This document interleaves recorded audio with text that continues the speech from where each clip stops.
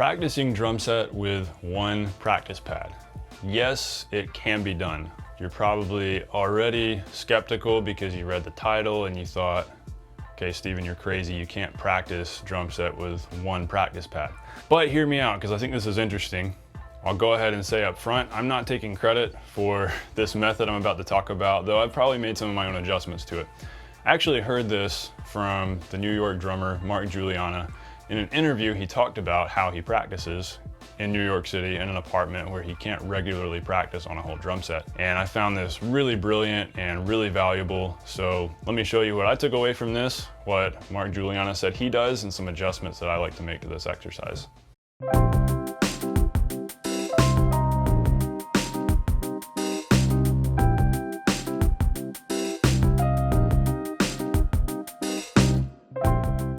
So first off, a little bit of background. When I was in college, I was majoring in music, and I found myself surrounded by all these other percussion guys who were way better at hybrid rudiments than me. They were just sitting there blasting through all these rudiments. And I thought, that's really cool. And I mean, I learned all the 40 rudiments, I knew my rudiments, and I could play them pretty fast, and I was good at learning stuff quickly. And so they could teach me a hybrid rudiment, I could play it and whatnot. But I started thinking, okay, I'm a drum set player. These guys are more focused on the drum corps stuff, the percussion stuff, but I'm a drum set player. So let's say all I've got's a practice pad. What should I be practicing on my practice pad that directly relates to drum set and that will directly translate to all of my drum set playing? I realized, I mean, rudiments are cool, and you can definitely practice your doubles, practice your paradiddles. Those can be applied to drum set. But how often are those directly applied to drum set? If you're a rock drummer, and you're keeping time, you're playing a lot of eighth notes, you're playing a lot of quarter notes, you're working on keeping things solid and in time, you're playing grooves. How do we practice that on a practice pad? And that's what I started wondering. And so that's when I heard this interview with Mark Guiliana where he talked about this, and I thought, that's brilliant, that's awesome, I love this. So what Mark Guiliana said he does is he'll start off just playing eighth notes with a metronome, really slow, keeping it solid. And then after, say, 2 measures of that, then he'll turn it into eighth note triplets. Measure of that, then maybe back to the eighth notes, or jump it up to straight 16th notes. So we've gone eighth notes, eighth note triplets, straight 16ths, and then 16th note triplets next. So essentially we're getting faster and faster, but we're practicing keeping these different note values solid within the tempo, and we're switching back and forth quickly. So really this is more than anything a mental exercise. You can do all of this right hand first, then switch, do the whole thing left hand, and then do it all alternating.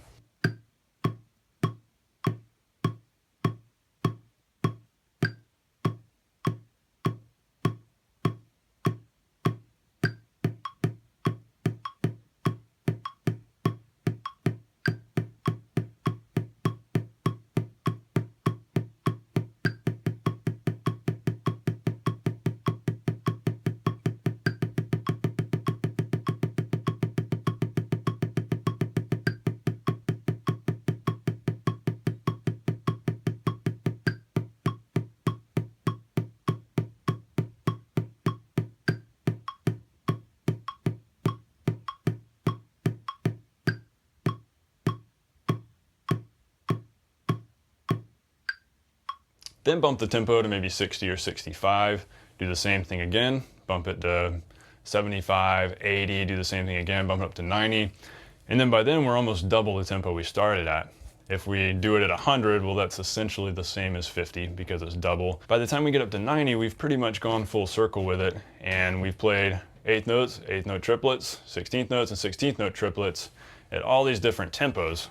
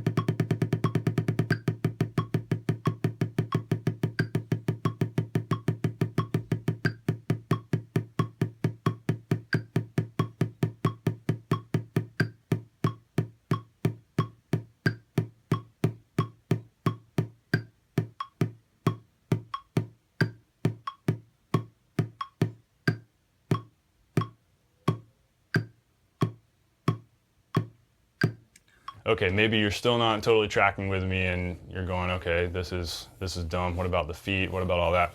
Well, the cool thing about this exercise is that it really is a strictly mental exercise.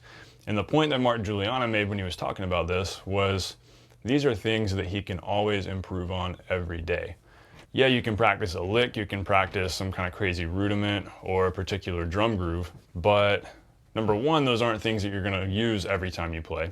These eighth notes, these 16th notes, these triplets, you will literally use that every time you sit down at the drum set, no matter what you're playing. So this is almost the most universal practice routine because you are specifically practicing something that you're going to use and that you're always going to use. Furthermore, this is something that you can always improve on. Your eighth notes, or even quarter notes, if we go really slow, your quarter notes at 50 beats a minute, played quietly, that's really difficult. That's extremely hard. Those can always get better. And playing a crescendo, playing a quarter note crescendo from pianissimo to fortissimo at 50 beats a minute, that can always get better. That's hard. Playing all of these exercises at different dynamics, that exponentially heightens the value of these exercises because you're getting in quiet practice, you're getting in loud practice, plus you're doing crescendos and decrescendos. All of these things translate so directly to the drum set.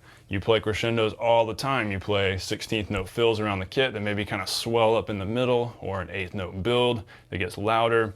And quiet playing is something that a lot of us struggle with, playing very controlled and quietly. You practice these exercises on your pad, you're getting in slow quiet practice, you're getting in fast quiet practice, and you're getting practice transitioning between those dynamics. Yes, I know, where do the feet come into this? Well, unless you want to start tapping your feet while you're playing it, no, you will not directly build up foot strength and leg muscle playing this exercise. But again, we're talking about a very mental exercise. When you're working on right hand stuff here, that's the left side of your brain controlling the right side of your body. That's going to translate to your foot. We're assuming here that your feet know how to play drums already. We aren't talking about, very beginner student exercises, though these are good beginner student exercises. We're talking about, say you're the intermediate to advanced player and you need to practice drum set away from your kit. Your feet are already in good shape. You know how to play the hi-hat with your left foot. You can play the kick drum just fine with your right foot. We're really just talking about tightening things up, getting more precise in our playing, and practicing simple eighth notes and quarter notes like this can be the absolute best way to improve precision and control in all four limbs as we're playing.